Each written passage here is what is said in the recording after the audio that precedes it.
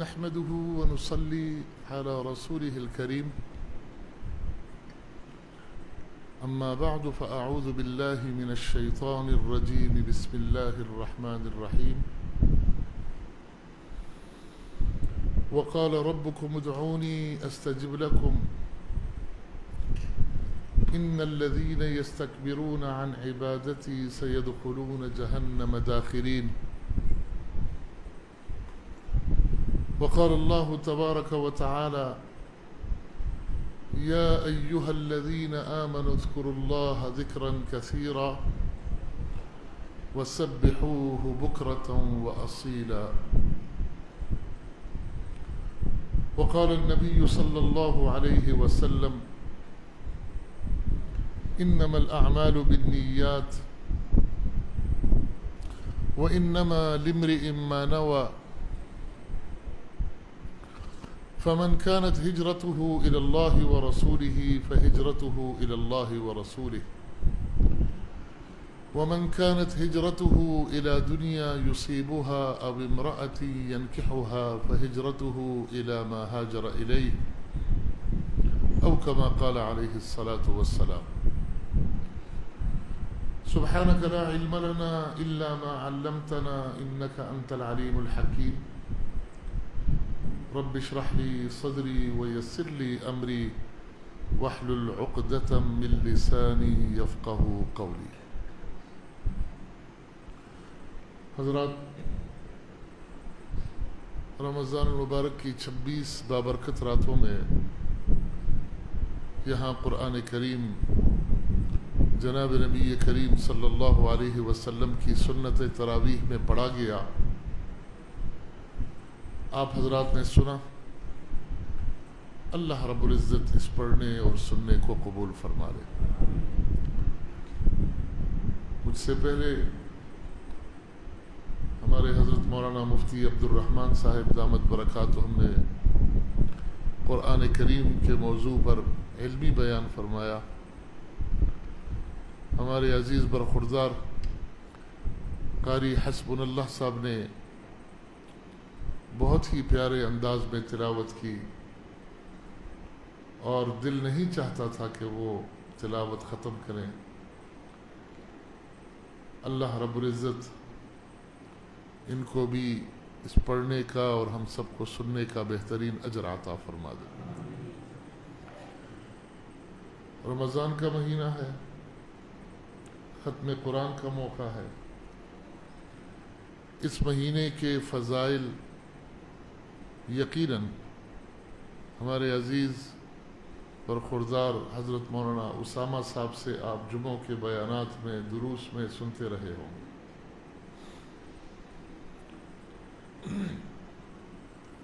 میں اس موضوع سے ہٹ کر ایک دو باتیں عرض کرنا چاہتا ہوں، اس یقین کے ساتھ کہ رمضان کے فضائل آپ نے سنے ہیں. اس مہینے میں عبادات پر کتنا بڑا اجر ملتا ہے اللہ کی طرف سے وہ آپ کو معلوم ہے. جناب نبی کریم صلی اللہ علیہ وسلم نے اسے سید الشہور، مہینوں کا سردار فرمایا ہے. ایسا بابرکت مہینہ کہ جس میں ایک نفل کا اجر فرض تک پہنچ جاتا ہے اور ایک فرض کا اجر 70 فرائض تک پہنچ جاتا ہے.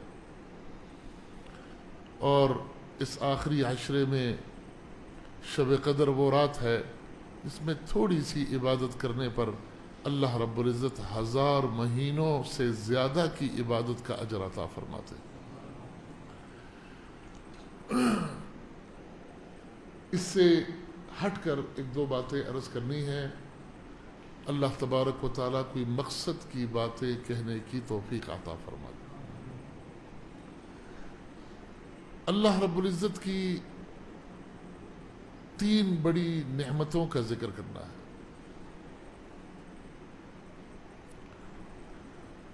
ایسی نعمتیں جنہیں ہم بظاہر بہت معمولی سمجھتے ہیں اور اس کے لیے کوئی بہت بڑی محنت کی ضرورت بھی نہیں ہے. تھوڑا سا دھیان اور سوچ تبدیل کرنے کی ضرورت ہے، اور اس پر اللہ کریم کتنا بڑا اجر عطا فرماتے ہیں۔ سب سے پہلی نعمت ہے نیت۔ نیت اللہ کی ایسی نعمت ہے کہ اس کے ذریعے ایک مومن، ایک مسلمان گویا مٹی کو بھی سونا بنا سکتا ہے۔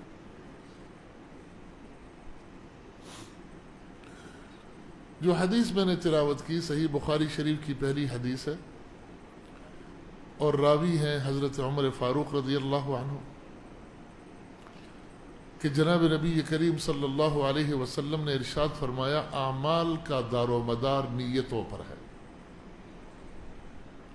کم و بیش ہر مسلمان نے یہ حدیث سن رکھی ہے، زیادہ تر اسکولوں کی دیواروں پر بھی لکھی ہوتی ہے۔ اس حدیث کا ایک غلط مفہوم جو ہمارے ہاں سمجھا جاتا ہے عموماً،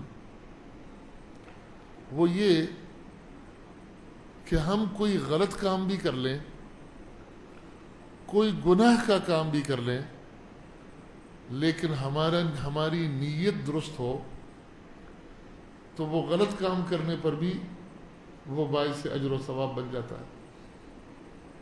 ایسا نہیں ہے۔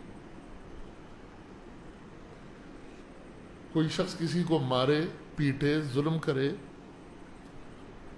گالم گلوچ کرے، برا بلا کہے، اس کا دل دکھائے، پوچھے بھئی کیوں کیا ایسے؟ کہا میری تو نیت اچھی تھی، میں تو اس کی اصلاح کرنا چاہ رہا تھا، میں تو چاہ رہا تھا کہ یہ ٹھیک ہو جائے۔ وہ سمجھتا ہے کہ میری صرف نیت اچھے ہونے سے میرا یہ ظلم بھی باعث اجر و ثواب بن گیا، یہ زیادتی بھی ٹھیک ہو گئی۔ ایسا نہیں۔ اس حدیث مبارکہ کے حضرات محدثین نے دو معنی لیے ہیں۔ ایک معنی تو یہ ہے کہ کام بھی درست ہو، نیک ہو، نیکی کا کام ہو، اور پھر اس کی نیت بھی درست ہو، تب اس پر اجر ملتا ہے۔ یہ جو ہم نے سمجھ لیا نا کہ غلط کام بھی صحیح نیت سے درست ہو جاتا ہے، یہ نہیں ہے۔ یہ ایسا ہی ہے جیسا کوئی شخص کسی کے گھر چوری کرے، ڈاکہ ڈالے، اس کا مال لوٹے اور کہے میری تو نیت یہ تھی کہ میں اس مال کو صدقہ کروں گا۔ اب اس نیت سے چوری جائز نہیں ہو گئی۔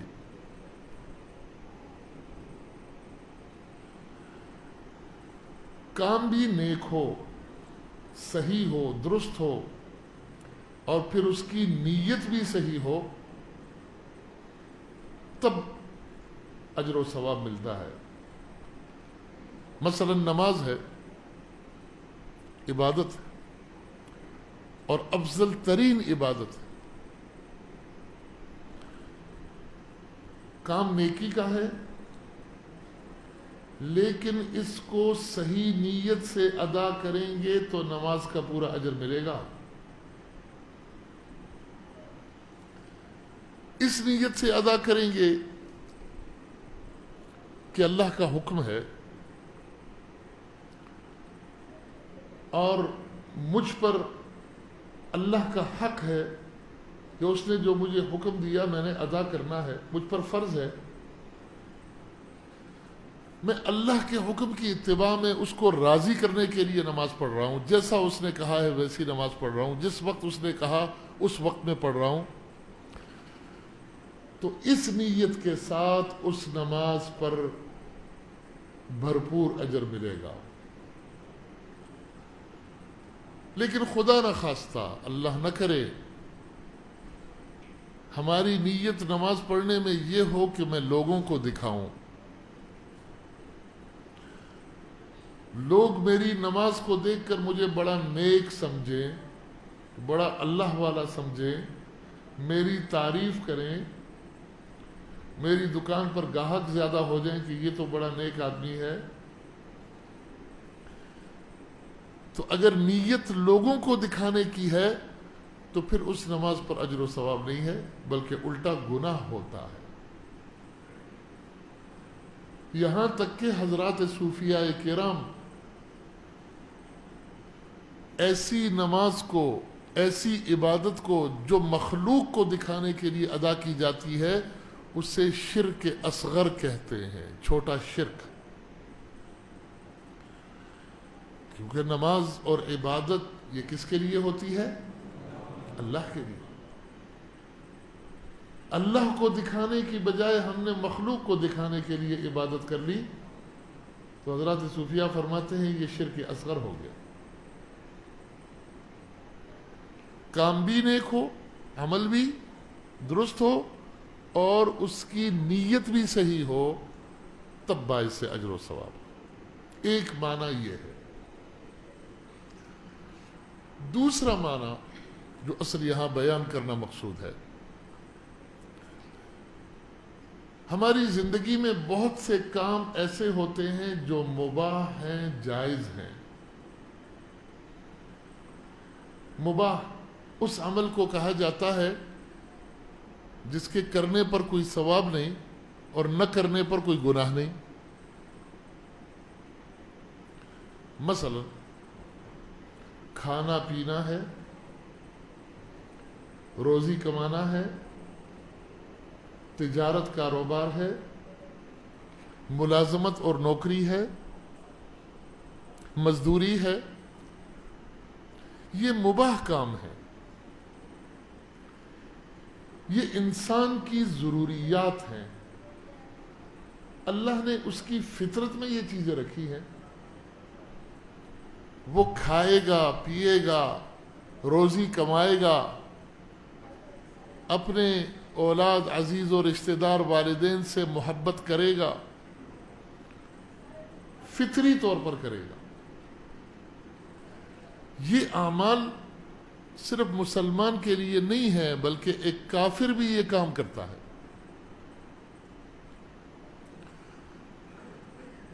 کافر بھی کھاتا پیتا ہے، مسلمان بھی کھاتا پیتا ہے، وہ بھی روزی کماتا ہے، یہ بھی روزی کماتا ہے، اس میں بھی محبت اور نفرت کا مادہ موجود ہے، اس میں بھی موجود ہے۔ لیکن دونوں کے عمل کرنے میں زمین آسمان کا فرق ہے۔ کافر جو اللہ کو نہیں مانتا، اس کا اللہ پر ایمان نہیں ہے، وہ روٹین میں ایک مشین کی طرح یہ کام کرتا ہے۔ روٹین کا کام ہے، کھانے کا وقت ہوا، بھوک لگی، کھانا کھا لیا، پیاس لگی، پانی پی لیا، دکان کا وقت ہوا، دکان پہ چلا گیا، دفتر چلا گیا، روزی کمائی۔ لیکن مسلمان ہر عمل میں ایک اچھی نیت کر لیتا ہے۔ اب مباح کام ہے، عام حالات میں کیا تو کوئی اجر و ثواب نہیں، نہ کیا تو اس پر عذاب نہیں، لیکن اگر نیت اچھی کر لی تو یہی روٹین کا کام، روز مرہ زندگی کا کام، معمول کا کام، یہ بھی باعث سے اجر و ثواب بن جاتا ہے۔ مثال کے طور پر کھانا کھاتا ہے، بھوک لگی ہے، لیکن نیت یہ کر لے کہ اللہ نے میرے جسم کے، میرے نفس کے مجھ پر حقوق رکھے ہیں، وَإِنَّ لِجَسَدِكَ عَلَيْكَ حَقًّا۔ حدیث میں ارشاد ہے کہ تیرے جسم کا بھی تجھ پر حق ہے۔ میں اس لیے کھانا کھا رہا ہوں کہ اپنے جسم کا حق ادا کر رہا ہوں۔ یہ نیت کر لے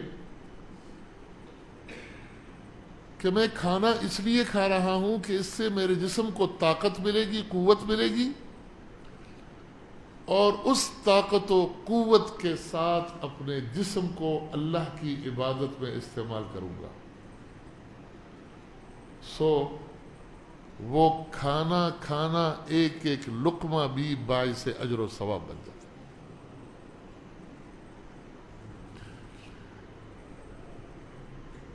یہ نیت کر لے کہ آج میں نے اچھا کھانا کھانا ہے، ہاں، گھر سے نکل کر کوئی دوستوں کے ساتھ ہوٹل میں کھانا کھائیں گے، ہوٹلنگ کریں گے، لذیذ کھانا کھائیں گے، اس میں یہ نیت کر لے کہ زیادہ اچھا کھانا کھاؤں گا تو دل سے اللہ کا شکر ادا ہوگا، سو وہ آپ کا ہوٹل جانا اور بیٹھنا اور کھانا کھانا وہ بھی باعث اجر و ثواب ہو جائے گا۔ کتنا مشکل کام ہے، کتنی محنت کرنی پڑتی ہے۔ تھوڑی سی سوچ کو بدلنے سے اللہ تبارک و تعالی روٹین کے معمول کی زندگی کے کاموں پر اجر عطا فرماتا ہے۔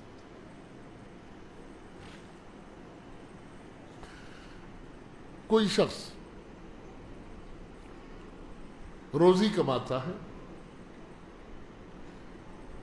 مسلمان کی شان یہ ہے کہ وہ یہ نیت کر لے کہ مجھ پر میرے جسم کے حقوق ہیں، میرے بیوی بچوں کے حقوق ہیں، ماں باپ کے حقوق ہیں، بھائی بہن کے حقوق ہیں، میں ان کے حقوق ادا کرنے کے لیے روزی کما رہا ہوں، یہ محنت اس لیے کر رہا ہوں کہ ان کے حقوق ادا کر سکوں۔ تو اب اس کا دکان جانا، دکان پر بیٹھنا، سودا کرنا، مال بیچنا، پیسے لینا، دفتر جانا، دفتر میں سارا دن بیٹھنا، ریڑھی لگانا، مزدوری کرنا، یہ تمام کے تمام اعمال ایک ایک لمحے پر اس کو اجر و ثواب ملتا رہے۔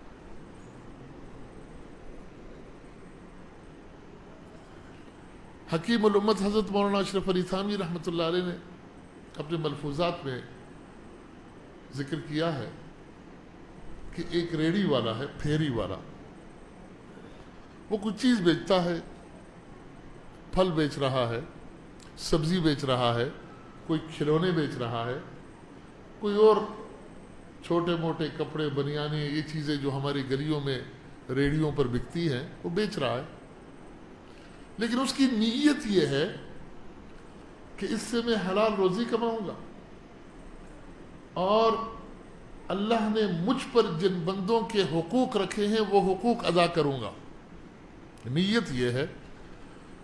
اور وہ گلی میں آواز لگا رہا ہے کہ یہ فروٹ اتنے روپے کلو ہے، یہ لے لو، یہ سبزی اتنے روپے کلو ہے، یہ لے لو۔ فرمایا اس کا یہ آواز لگانا یہ اللہ کے ذکر کے برابر اجر بے شمار ہوگا۔ کام دنیا کا کر رہا ہے، اپنی ذات کا کر رہا ہے، روٹین کا کر رہا ہے، لیکن وہی کام باعث اجر و ثواب بن جائے۔ کوئی طالب علم ہے، اب مختلف علوم ہیں، کوئی دین سیکھ رہا ہے، مدرسے میں پڑھ رہا ہے، قرآن و حدیث اور اس کے لیے جو علوم ہے وہ پڑھ رہا ہے، وہ نیت یہ کر لے کہ میں یہ علم حاصل کروں گا تو مخلوق تک یہ علوم پہنچاؤں گا، ان کا فائدہ ہوگا، اور اس علم کے ذریعے میں اللہ کے بندوں کو اللہ سے جوڑوں گا۔ تو اس کا یہ جو تعلیم کا دورانیہ ہے، 10 سال، 12 سال، 14 سال، 15 سال، یہ سارا وقت اس کا سونا، اس کا کھانا پینا، یہاں تک کہ اس کا کھیلنے کا وقت، وہ بھی اجر و ثواب کا ہے۔ یہ تو دین کا کام ہے۔ ایک طالب علم ہے میڈیکل کا، وہ میڈیکل پڑھنے سے پہلے یہ نیت کر لے کہ اس کے ذریعے مجھے جو علم حاصل ہوگا، میں ڈاکٹر بنوں گا، تو اس کے ذریعے میں کسی کا علاج کروں گا، کوئی مریض میرے پاس آئے گا، مریض اپنی بیماری اور مرض پر پریشان ہوتا ہے، وہ اپنی پریشانی مجھ تک لے کر آئے گا، میں اس کا علاج کروں گا، اس کو شفا مل جائے گی، اس کی پریشانی دور ہو جائے گی۔ سو اس کا یہ میڈیکل کالج جانا، آنا، پڑھنا، کتاب کھولنا، کتاب بند کرنا، لیبارٹری میں تجربے کرنا، یہ سارے کا سارا عمل باعث اجر و ثواب کرے۔ ایک طالب علم انجینئر بن رہا ہے، انجینئرنگ کی تعلیم حاصل کر رہا ہے، وہ یہ نیت کرے کہ اس کے ذریعے لوگوں کے مسئلے حل ہوں گے. کوئی اپنے گھر کی تعمیر کے لیے پریشان ہوگا، میں یہ علم حاصل کر کے اس کے کام آ جاؤں گا، اس کا کام بن جائے گا. اگر یہ نیت کر لی تو اس کا یہ سارا زمانہ طالب علمی کا وقت یہ باعث اجر و ثواب. اچھا، اب تعلیم مکمل ہو گئی، اب روزی کمانے کا وقت ہے. ایک شخص ڈاکٹر بن گیا، وہ یہ نیت کرے کہ روزی اور رزق کا وعدہ تو اللہ نے کیا ہے، میں اسپتال میں کلینک میں نہیں بیٹھوں گا، کوئی اور کام کر لوں گا، کاروبار کر لوں گا، بحریہ میں پراپرٹی کا کام کر لوں گا، DHA میں کر لوں گا، تب بھی روزی مل جائے گی. لیکن یہ فیلڈ اس لیے اختیار کر رہا ہوں ڈاکٹر کی کہ اس کے ذریعے کسی انسان کی بیماری کا علاج کر سکوں اور اس کی پریشانی دور ہو جائے، بھلے وہ جائز فیس وصول کرے، معاوضہ وصول کرے، تب بھی اس کا یہ سارا کام باعث اجر و ثواب. جائز فیس اور معاوضہ حاصل کرنے میں کوئی قباحت نہیں، کوئی برائی نہیں، باوجود اس کے کہ وہ اس سے پیسے لے رہا، فیس لے رہا، لیکن اسی کام کو وہ باعث اجر و ثواب بنا سکتا. کوئی شخص کسی سرکاری یا غیر سرکاری ادارے میں ملازم ہو گیا تو وہ یہ نیت کرے کہ میرے پاس لوگ آئیں گے اپنے مسائل لے کر، ان کے کام ہوں گے، میں ان کے کام آ جاؤں گا، میری تھوڑی بہت محنت سے ان کے مسائل حل ہو جائیں گے، تو ان کی پریشانی دور ہو جائے گی، ان کا کام ہو جائے گا. اب اس کا دفتر جانا آنا بیٹھنا، وہاں جو کام کرنا، یہ اس کے بدلے میں اس کے اکاؤنٹ میں، اعمال نامے میں نیکیاں لکھی جاتی رہے.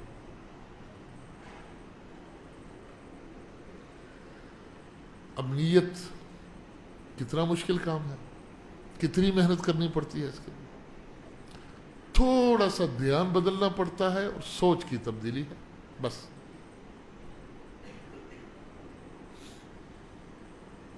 کوئی لمبی چوڑی محنت نہیں، کوئی لمبا چوڑا عمل نہیں، کوئی بڑے نوافل اور تسبیحات نہیں ہے.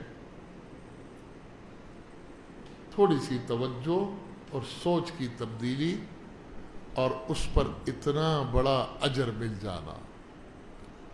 تو نیت اللہ کی کتنی بڑی نعمت ہے. ایک بات ہو گئی. اللہ کی دوسری بڑی نعمت ہمارے لیے ہے دعا، اللہ سے مانگنا. قرآن کریم میں اللہ رب العزت کا ارشاد ہے وَقَالَ رَبُّكُمُ ادْعُونِي أَسْتَجِبْ لَكُمْ، اور تیرے رب نے کہہ دیا کہ مجھ سے مانگو میں تمہیں عطا کروں گا، مجھے پکارو میں تمہاری پکار کا جواب دوں گا. یہ فرمان کس کا ہے؟ اللہ کا. اچھا یہ مجھے بتاؤ کہ نعوذ باللہ اللہ کا فرمان غلط ہو سکتا ہے؟ جھوٹ ہو سکتا ہے؟ اللہ کا فرمان پکا وعدہ ہے. جب اللہ نے کہہ دیا تم دعا کرو میں قبول کروں گا، تو پھر اس میں کوئی شک ہے؟ معنی یہ ہے کہ جب بھی دعا کرو گے، اللہ سے مانگو گے، اللہ ضرور قبول کرے گا. یہ وعدہ ہے اللہ کا. ہاں قبولیت کی صورتیں مختلف ہیں. قبولیت کی ایک صورت تو یہ ہے کہ ہم اللہ سے جو نعمت، جو چیز جس وقت مانگ رہے ہیں اللہ اس کو فوراً عطا کر دے. اس کے اسباب عطا کر دے، بغیر اسباب کے عطا کرے۔ اسباب کی شرط ہمارے لیے ہے، اللہ اسباب کا پابند نہیں ہے، بغیر اسباب کے عطا کر دے، اسباب دے کر عطا کرے۔ جو چیز مانگ رہے ہیں وہ اللہ دے دے۔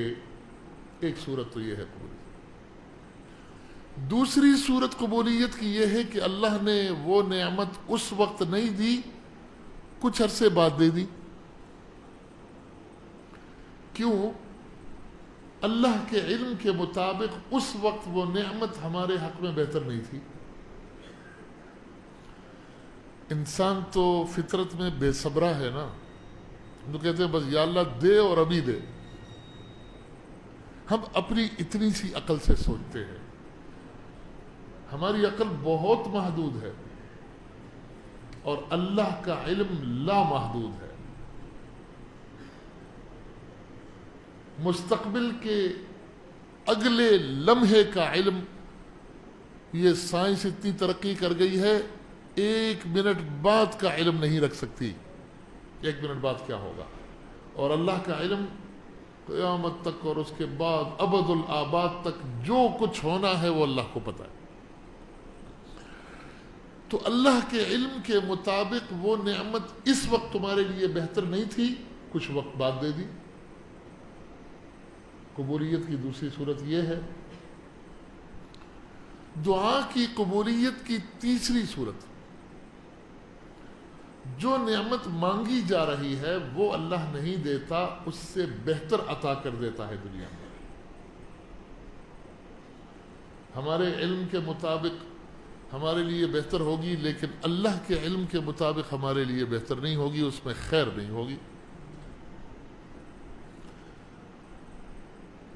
اب ہم اللہ سے کیا مانگتے ہیں؟ زیادہ تر پیسہ ہی مانگتے ہیں، دولت مانگتے ہیں۔ جس کے پاس ہزاروں ہوں وہ لاکھوں لاکھوں والا، کروڑوں کروڑوں والا، اربوں اربوں والا، کھربوں، اور چلتے جائے پھر سلسلہ۔ یہ انسان کا پیٹ نہیں بھرتا۔ حضور نے فرمایا اگر کسی کو جبل احد کے پہاڑ جتنا سونا دے دیا جائے تو وہ ایک پہاڑ اور مانگے گا، وہ مل جائے تو اور مانگے گا۔ حضور نے فرمایا یہ انسان کا منہ قبر کی مٹی ہی بھر سکتی ہے۔ یہ جتنی دولت ہم مانگتے ہیں یہ ہمارے حق میں بہتر ہے یا نہیں ہے، یہ اللہ کو پتہ ہے۔ اور اگر اللہ سب کو ان کی مرضی کی دولت دے دے پھر کیا ہوگا؟ خود اللہ نے قرآن میں ارشاد فرمایا وَلَوْ بَسَطَ اللَّهُ الرِّزْقَ لِعِبَادِهِ لَبَغَوْا فِي الْأَرْضِ۔ اللہ اگر دنیا میں رزق کو پھیلا دے، جو جتنا مانگتا ہے وہ لے لے، اسے دے دیا جائے، یہ بندے اللہ کے باغی ہو جائیں گے۔ اب یہ جو کم پیسوں میں اللہ کی عبادت کر رہے ہو، اللہ سے تعلق ہے، کم از کم چلو گناہگار ہیں ہم، باغی تو نہیں ہے نا۔ یہ بہتر ہے یا زیادہ پیسہ لے کر اللہ کا باغی ہو جانا؟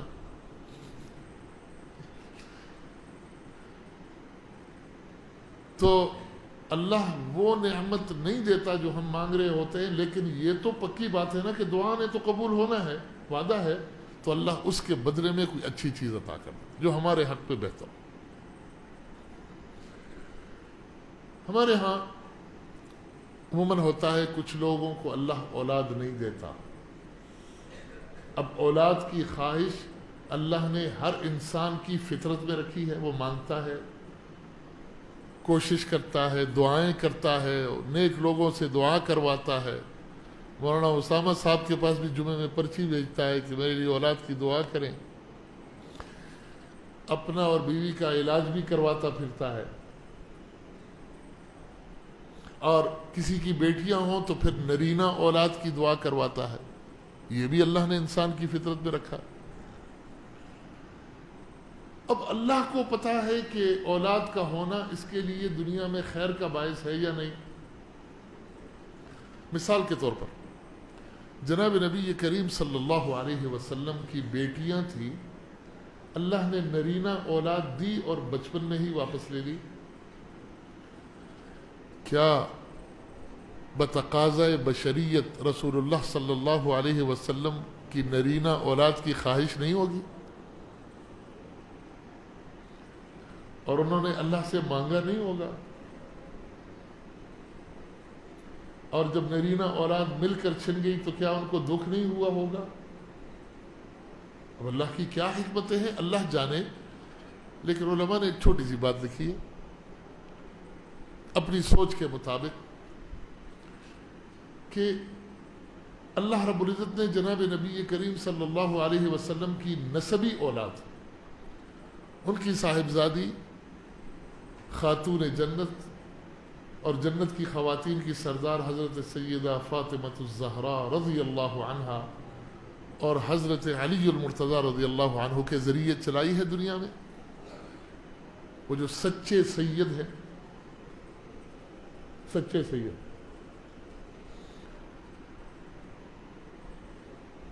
لیکن جو حضور صلی اللہ علیہ وسلم کی نسبی اولاد ہے، خاص کر حضرات حسنین رضی اللہ عنہما جو جنت کے نوجوانوں کے سردار ہیں، امت کے ایک طبقے نے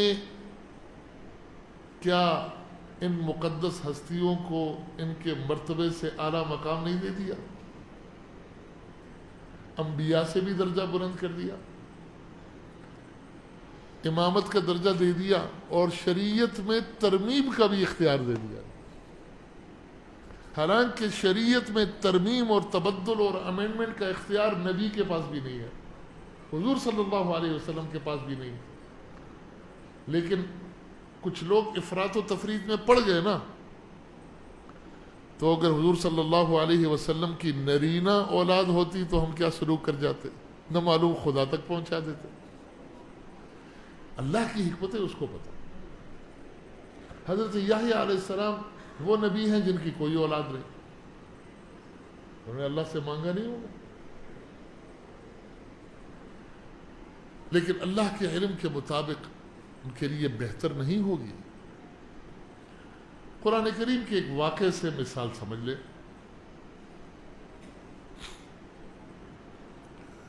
حضرت خضر علیہ السلام اور حضرت موسیٰ علیہ السلام کا واقعہ ہے سورہ کہف میں، تفصیلی واقعہ ہے وہ نہیں بیان کرتا. حضرت موسیٰ نے حضرت خضر کی شاگردی اختیار کی کہ مجھے اپنے علوم میں سے کچھ سکھا دیجیے. انہوں نے کہا ٹھیک ہے، لیکن میری شرط ہے سوال نہیں کرو گے. نہیں کروں گا. وہ کشتی کے پھٹے توڑ دیے، سوال کر لیا، کیونکہ حضرت موسیٰ کی شریعت میں جائز نہیں تھا. انہوں نے کہا بول پڑے نا. اچھا اب نہیں بولوں گا. وہ ایک بستی انطاکیہ میں ایک گھر کی دیوار گر رہی تھی، ان کا گراؤ اور اس کو دوبارہ سیدھا کرو. انہوں نے کہا انہوں نے تو ہمیں کھانا نہیں دیا. کہا پھر بولے، آخری بار وارننگ ہے، اب نہیں بولنا. ٹھیک ہے نہیں بولوں گا. ایک بستی کے پاس سے گزر ہوا، باہر کچھ بچے کھیل رہے تھے. حضرت خضر علیہ السلام نے ایک معصوم بچے کو پکڑا، ایک طرف لے گئے اور گرے پر چھری پھیر دی، ذبح کر دی. اب حضرت موسیٰ علیہ السلام کی شریعت میں یہ کہاں جائز تھا کہ ایک معصوم بچے کو قتل کریں؟ اور پھر حضرت موسیٰ جلالی بھی ہے، غصے والا پیغمبر. لقد جئت شیئا نکرا، یہ تو بڑا غلط کام کیا تم نے خضر، یہ کیا ظلم کر دیا. انہوں نے کہا بس ھذا فراق بینی و بینک، تیرا میرا ساتھ نہیں چل سکتا. تیرا میدان اور ہے، میرا میدان اور ہے. ہاں وجوہات بتا دیتا ہوں. یہ جو بچے کو ذبح کیا نا، اللہ کے علم میں یہ بات تھی کہ اس بچے نے بڑے ہو کر بڑا اللہ کا نافرمان اور باغی بننا تھا، بڑا گناہگار بننا تھا. اور مخلوق کو تو اس کو خطرہ تھا ہی تھا. خطرہ یہ بھی تھا کہ اس کے والدین کا ایمان بھی چھن جائے گا، اور والدین تھے نیک لوگ. تو اللہ تبارک و تعالیٰ کے علم کے مطابق ان کے ایمان کے لیے جو خطرہ تھا وہ بچہ وہ لے لیا. اب مجھے بتائیے بچے کی وہ ذبح شدہ لاش دیکھ کر ان ماں باپ پہ کیا گزری ہوگی؟ کبھی سوچا ہے؟ کتنا دکھ ہوا ہوگا، کتنا روئے ہوں گے، کتنے دن نہیں کتنے مہینے روتے رہے ہوں گے کہ معصوم بچے کو کس جرم میں نہ معلوم کس نے قتل کر دیا. لیکن اللہ کے علم میں وہ نعمت ان کے لیے اچھی نہیں تھی. اللہ نے اس کا بدلے میں ایک اور نعمت دے دی. وہ کیا؟ ایک بیٹی عطا کر دی، اور وہ بیٹی ایسی جس کی اولاد میں 70 پیغمبر پیدا ہوئے. اس مثال سے سمجھ لو کہ بعض اوقات ہم اللہ سے ایک چیز مانگتے ہیں، وہ ہمارے حق میں بہتر نہیں ہوتی، تو اللہ دنیا میں اس سے بہتر چیز عطا کر دیتا ہے. دعا نے قبول ہونا ہی ہونا ہے.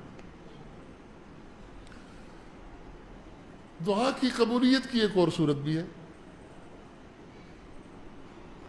دنیا میں اس کا کوئی صلہ نہیں ملا، نہ وہ نعمت ملی، نہ تاخیر سے ملی، نہ اس کے بدلے میں کوئی اور چیز ملی.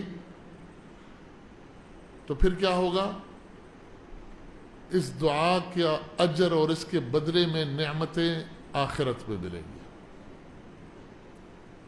حدیث میں مضمون ذکر ہے کہ ایک شخص کو جنت میں بڑا اجر دیا جائے گا، بڑا انعام، اس کے نامہ اعمال میں بہت کچھ لکھا گیا ہے، اور وہ حیران ہوگا کہ میں نے تو کوئی ایسے کام نہیں کیے تھے، یہ کس چیز کا اجر ہے؟ جو میں نے کیے تھے وہ تو مجھے پتا ہے، یہ جو اجر مل رہا ہے یہ کس چیز کا ہے؟ پوچھے گا تو اسے بتایا جائے گا دنیا میں تو نے دعائیں کی تھی، وہ دنیا میں قبول نہیں ہوئی تھی، اس کے بدلے میں تجھے یہاں پر یہ بڑا اجر مل گیا. حدیث میں آتا ہے حضور صلی اللہ علیہ وسلم فرماتے ہیں اس وقت وہ مومن تمنا کرے گا کہ کاش دنیا میں میری کوئی دعا قبول نہ ہوئی ہوتی. دنیا میں چیز تو مل گئی، وہ تو زائل ہو گئی، اور آخری نعمت، آخرت کی نعمتیں زائل ہونے والی نہیں ہیں، وہ مستقل ہیں، کوئی انتہا نہیں، ہمیشہ ہمیشہ کے لیے ہیں. تو وہ تمنا کرے گا کاش دنیا میں میری کوئی دعا قبول نہ ہوئی. تو دعا نے قبول ہونا ہی ہونا ہے. اچھا، دعا کے فائدے کیا ہیں؟ ایک فائدہ تو یہ ہے کہ مرادیں پوری ہوتی ہیں. دوسرا فائدہ یہ ہے کہ دعا خود مستقل عبادت ہے. کیسی عجیب عبادت ہے، ہم اللہ سے پیسے مانگ رہے ہیں اور ادھر عبادت لکھی جا رہی ہے. ہم اللہ سے اپنی دنیا کے مقاصد مانگ رہے ہیں اور ادھر عبادت لکھی جا رہی ہے. دعا بذات خود ایک عبادت ہے، بلکہ حضور نے حدیث میں ارشاد فرمایا الدعاء مخ العبادہ، دعا عبادت کا مغز ہے، خلاصہ ہے. تو دوسرا فائدہ یہ ہے کہ دعا کر رہے ہو، عبادت میں لکھی جا رہی ہے. تیسرا فائدہ، اللہ سے جب تک دعا کرتے رہو گے اللہ سے تعلق مضبوط ہوتا رہے گا.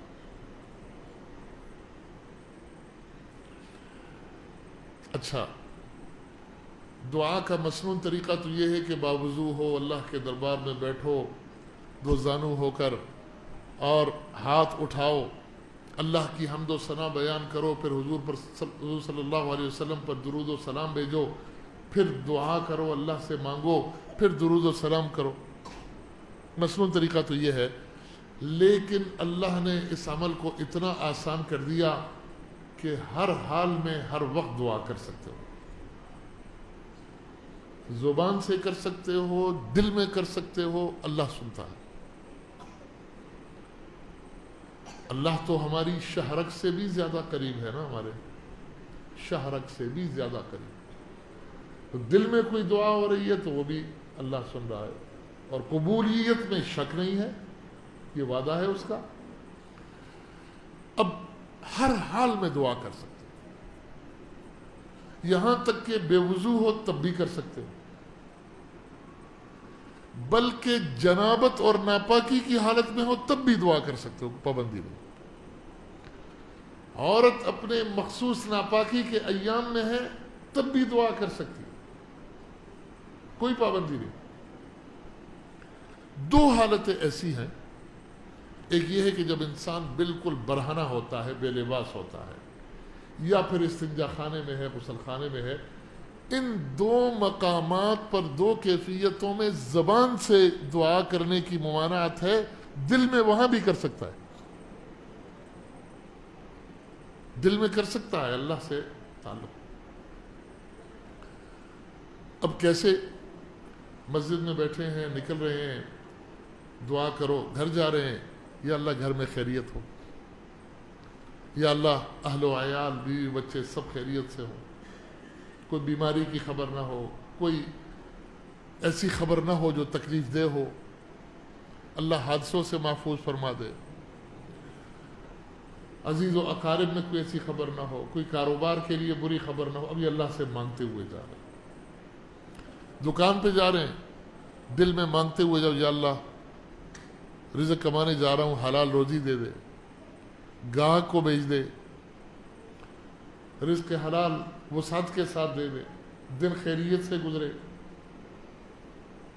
دفتر جا رہے ہو، دل میں مانگو اللہ سے کہ وہاں خیریت سے دن گزرے، کوئی مزاج کے خلاف بات سننے کو نہ ملے، ایسا نہ ہو کہ اس سے لڑائی ہو جائے، جھگڑا ہو جائے۔ اب یہ دل سے کنیکشن جڑا رہے اللہ کے ساتھ۔ تو 3 فائدے میں نے دعا کے بتائے نا، ایک تو مرادیں قبول ہوتی ہیں، دوسرا مستقل عبادت لکھی جا رہی ہے، اور تیسری اللہ سے تعلق بنتا رہتا ہے، اور چوتھا فائدہ کہ جب تک اللہ دل میں ہوتا ہے انسان گناہوں سے محفوظ رہتا ہے۔ یہ جو ہم گناہ کرتے ہیں یہ اس حالت میں کرتے ہیں جب اللہ کی یاد نہیں ہوتی، دل غافل ہو جاتا ہے بندہ، دل غفلت میں ڈوب جاتا ہے، اللہ بھول جاتا ہے۔ تو یہ اگر عادت بن جائے تو اس کے یہ فائدے ہیں۔ اور کتنی محنت ہے بھائی، کتنی محنت ہے کرنی، دل میں اللہ سے باتیں کرنا، اللہ سے مانگتے رہنا۔ اب اللہ اسی وقت دے دے، تھوڑی دیر بعد دے دے، اس کے بدلے کوئی اور نعمت دے دے، یا آخرت میں دے دے، دینی ضرور ہے۔ اچھا،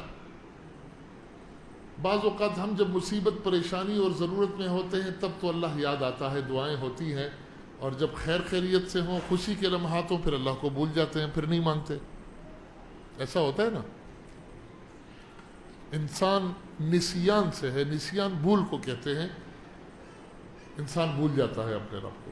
حضور صلی اللہ علیہ وسلم کا ارشاد ہے کہ وہ شخص جو یہ چاہتا ہے کہ تنگ دستی، عسرت اور مشکل حالات میں اس کی دعائیں قبول ہوں تو وہ خوشحالی اور خیریت کے ایام میں دعاؤں کی کثرت کرے۔ اللہ کو خیر کے ایام میں بھی یاد رکھا تو اللہ کہتا ہے پھر میں تمہیں کیسے مصیبت میں تنہا چھوڑوں گا۔ اچھا، پھر ہماری ایک عجیب عادت ہے، کوئی بڑی ضرورت ہو تو ہم دعا کرتے ہیں، چھوٹی موٹی چیز کوئی نہیں، یہ خود ہی کر لوں گا، اللہ سے کیا یہ 100-200 روپے مانگنے، میں تو اللہ سے کروڑوں ارب مانگوں گا، یہ چھوٹی موٹی کیا، نعوذ باللہ، اللہ سے کیوں مانگوں۔ اللہ سے ہر چھوٹی بڑی ضرورت مانگنا، دعا مانگنا، یہاں تک کہ رسول اللہ صلی اللہ علیہ وسلم نے ارشاد فرمایا کہ جوتے کا تسمہ بھی ٹوٹ جائے تو وہ بھی اللہ سے مانگو۔ اب اور کیسے سمجھائے؟ وہ ایک لطیفہ بھی ہے، کہتے ہیں کہ ایک آدمی مسجد میں بیٹھا ہوا ہے، دعا مانگ رہا ہے، یا اللہ کروڑ روپیہ دے دے، کروڑ روپیہ دے دے، بڑی ضرورت ہے، ہاں گھر خریدنا ہے، گاڑی خریدنی ہے، بچوں کی شادیاں کرانی ہے، یہ ضرورت ہے، وہ ضرورت ہے، اللہ کروڑ روپیہ دے، بس دے۔ بڑے اخلاص کے ساتھ دعا مانگ رہا ہے۔ یہ پیسوں والی دعا ہم پورے اخلاص سے مانگتے ہیں، تو قریب ہی ایک اور آدمی آ گیا، غریب بیچارہ، اس کو اس دن کوئی دیہڑی نہیں ملی ہوگی، مزدور ہوگا، دعا کرتا ہے یا اللہ کھانا نہیں کھایا، 100 روپے کی سوال ہے، 100 روپیہ دے دے، کھانا کھا لیتا ہوں۔ اس نے ایک بار سنا، وہ وہی دعا کر رہا ہے یا اللہ بس 100 روپے کا سوال ہے۔ اس نے غصے سے جیب سے 100 روپیہ نکالا اور اس کے منہ پر مارا، جاؤ دفع ہو جاؤ، کھانا کھا لو، میری مارکیٹ خراب کرتے ہو۔ یہ سمجھا کہ اللہ اگر اس کے 100 روپے پر راضی ہو جاتا ہے دعا کرنے، تو میری کروڑ والا کون سنے گا؟ حالانکہ ایسا نہیں، ہر چھوٹی بڑی ضرورت کو، یہاں تک کہ جو نعمت سامنے یقینی ہو وہ بھی اللہ سے مانگو۔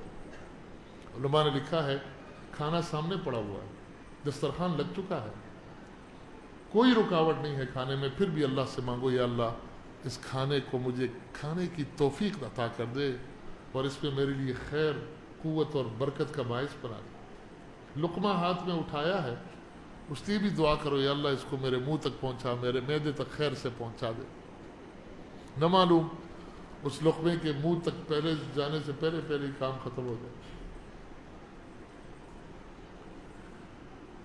تو ہر چھوٹی بڑی ضرورت کے لیے دعا۔ اچھا، دعا میں کنجوسی نہ کیا کریں، صرف اپنے لیے نہ مانگا کریں، ہمیں دوسرے بھول جاتے ہیں دعا میں۔ ہم سمجھتے ہیں کہ ایسا نہ ہو کہ یہ قبولیت کا وقت ہو، میں کسی اور کے لیے دعا کر رہا ہوں، وہ قبول ہو جائے اور اپنی والی قبول نہ ہو۔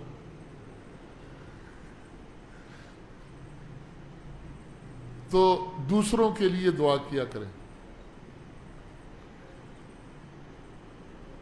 اس پر کوئی بل نہیں آتا، یہ آپ کا وابڈا اور سوئی گیس کا محکمہ نہیں ہے کہ اس پر ٹیکس آئے گا، جتنی دعا مانگے گی اس پر سرچارج ٹیکس لگے گا، پھر اس پر کوئی اور ٹیکس لگے گا، نہیں، کوئی بل نہیں آتا۔ فائدہ کیا ہوتا ہے؟ حدیث میں مضمون ہے کہ جب بندہ کسی اور کے لیے دعا کرتا ہے تو اس کے پیچھے فرشتے کھڑے ہوتے ہیں اور اس کے سر پر ہاتھ مار کر دعا مانگتے ہیں، اللہ یہ نعمت پہلے اس کو عطا کر۔ تو اب ہمارا دعا کرنا زیادہ اچھا ہے یا ہمارے لیے فرشتوں کا دعا کرنا اچھا ہے؟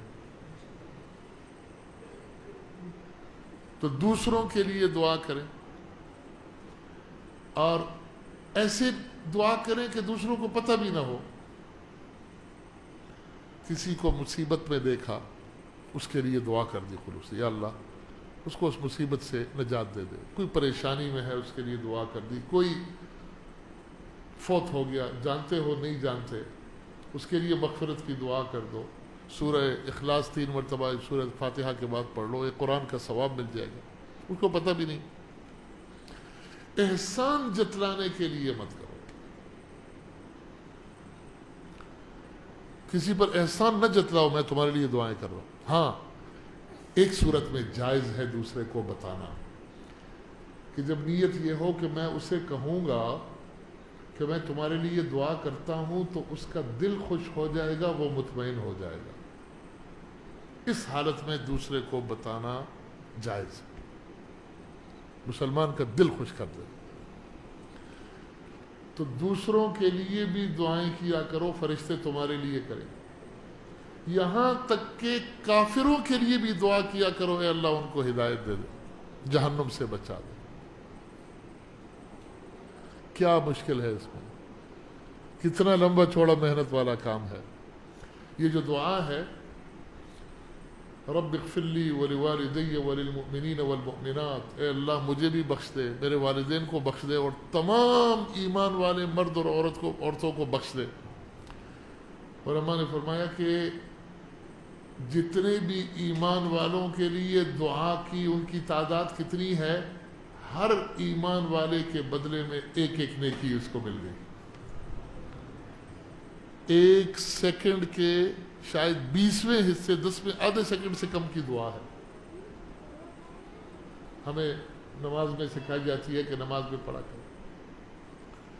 تو میرے محترم دوستوں اور بزرگوں، یہ 2 نعمتوں کے بارے میں نے عرض کیا۔ ایک ہے نیت کو درست کر لینا، فائدہ یہ ہوگا ہم روٹین کے کام کر رہے ہوں گے اور معمول کے کام کر رہے ہوں گے، انسانی تقاضوں پر عمل کر رہے ہوں گے، اور ہمارے ثواب کا میٹر چلتا رہے گا، ہمارے نامہ اعمال میں نیکیاں لکھی جاتی رہیں گی۔ دوسری نعمت ہے دعا۔ دعا ہر وقت اللہ سے کنیکشن قائم رہے تو اس کے اتنے فوائد ہیں، میں بتا دوں۔ آخری مختصر سی بات یہ بھی عرض کر دیتا ہوں، یہ جو نیکیاں ہیں یہ کیا چیز ہے؟ کہتے ہیں نا کہ حضور صلی اللہ علیہ وسلم پر درود شریف بھیجو 10 نیکیاں لکھی گئی، نماز کے لیے ایک ایک قدم پر ایک نیکی لکھی گئی، اور دوسرے کی بھلائی میں جو کچھ کرتے رہو، نیت ٹھیک کر لو، یہ نیکی لکھی گئی۔ یہ کیا چیز ہے؟ یہ نیکیاں یہ آخرت کی کرنسی ہے۔ دنیا میں ہم ایک دوسرے سے لین دین کرتے ہیں نا، روپے پیسے پر۔ کسی شخص نے سعودیہ جانا ہو، حج عمرے کے لیے جانا ہو یا کسی کام کے لیے جانا ہو، تو وہ کیا کرتا ہے؟ وہاں کی کرنسی کا بندوبست کرتا ہے، ریال، وہاں وہ کرنسی چلتی ہے۔ کسی نے امارات جانا ہے، دبئی جانا ہے، تو کون سی کرنسی لیتا ہے؟ درہم۔ کسی نے امریکہ جانا ہے تو وہ منی چینجر کے پاس جاتا ہے اور ڈالر لیتا ہے، کیونکہ وہاں روپیہ نہیں چلتا، وہاں پہ ڈالر چلے گا۔ انگلینڈ جانا ہے تو پاؤنڈ، یورپ کے کسی اور ملک جانا ہے تو یورو۔ ہر ملک کی کرنسی ہے نا۔ آخرت کی کرنسی ہے نیکیاں اور گناہ۔ ایک پازیٹیو کرنسی ہے، ایک نیگیٹو ہے۔ یہ کیسے؟ ایک حدیث میں رسول اللہ صلی اللہ علیہ وسلم کا ارشاد ہے، آپ نے صحابہ سے پوچھا کہ غریب کون ہے؟ فقیر، مسکین۔ صحابہ نے عرض کیا کہ جس کے پاس مال و دولت نہیں، کھانے پینے کو نہیں، محتاج ہے۔ حضور نے فرمایا نہیں، غریب وہ ہے جس نے دنیا میں بڑی نمازیں پڑھی، بڑی عبادتیں کی، بڑے روزے رکھے، حج عمرے کیے، نیکیوں کے کام کیے، نوافل، تسبیحات، معمولات سب کچھ کیے، لیکن اس کے ساتھ ساتھ قد ضرب ھذا وقد شتم ھذا، کسی کو مارا، کسی کو گالی دی، کسی پر ظلم کیا۔ اب قیامت میں کیا ہوگا؟ وہاں تو اللہ کے ہاں انصاف ہوگا، اور یہ حقوق اللہ تو ایسے نہیں، حقوق اللہ میں تو معافی، اللہ کی پالیسی بڑی نرم ہے، لیکن حقوق العباد کے معاملے میں اللہ کی پالیسی بڑی سخت ہے، سخت پالیسی ہے۔ وہ پاکستان کی عدالت تو نہیں ہے کہ جہاں آپ وکیل کر لیں گے، جج خرید لیں گے، فیصلہ ہو جائے گا، نہیں۔ جس کا حق مارا ہے، جس کو برا بلا کہا ہے، اس پر زیادتی کی ہے، اس کا دل دکھایا ہے، تمہارے نامہ اعمال میں سے نیکیاں اٹھا اٹھا کر اس کے نامہ اعمال میں دے دی جائیں گی، یہاں تک کہ تمہارا نامہ اعمال نیکیوں سے خالی ہو گیا تو پھر کیا ہوگا؟ اس کے گناہ اٹھا اٹھا کر تمہارے اعمال نامے میں رکھ دیے جائیں گے۔ حضور نے فرمایا اصل غریب یہ ہے، کتنی محنتیں کی، کتنے نیک کام کیے، نمازیں پڑھی، سب کچھ کی، لیکن ساتھ حقوق العباد کی تلفی کی، لوگوں کی حق تلفی کی، تو پھر وہ ساری نیکیاں ان کے کھاتے میں چلی گئی اور ان کے گناہ اس کے کھاتے میں آ گئے۔ یہ ہے غریب۔ تو اللہ تبارک و تعالی ہمیں اخلاص سے نیت کی بھی توفیق عطا فرمائے، اور اپنے آپ سے مانگنے والا اور سچی دعا کرنے والا بھی بنا دے۔ بعض اوقات ہم دعائیں کرتے ہیں، قبول نہیں ہوتی، ہم سمجھتے ہیں قبول نہیں ہو رہی۔ ہاں، مولانا صاحب کے پاس آتے ہیں، آپ بھی دعا کریں، کچھ بزرگوں کو کہتے ہیں آپ بھی ہمارے لیے دعا کریں، مشکل میں ہے، کوئی وظیفہ بھی بتا دیں، کوئی عمل بھی بتا دیں۔ علماء نے عجیب بات لکھی ہے، فرمایا تم بے صبرے ہو، کیا اللہ کا یہ احسان کم ہے کہ اس نے تمہارے ہاتھ اپنے ہی دربار میں اٹھوائے ہیں؟ کہاں مخلوق کے سامنے ہاتھ پھیلائے پھرتے، ہاں کسی قبر سے مانگتے، کسی زندے سے مانگتے، کسی مردے سے مانگتے۔ اللہ نے تم پر احسان کیا، تمہارے ہاتھ اپنے دربار میں اٹھائے، یہ کم نعمت ہے؟ لہذا دعا کی قبولیت میں کوئی شک نہ کرنا، یہ اللہ کا وعدہ ہے۔ اللہ ہمیں اس کی توفیق عطا فرمائے۔ وآخر دعوانا ان الحمد للہ۔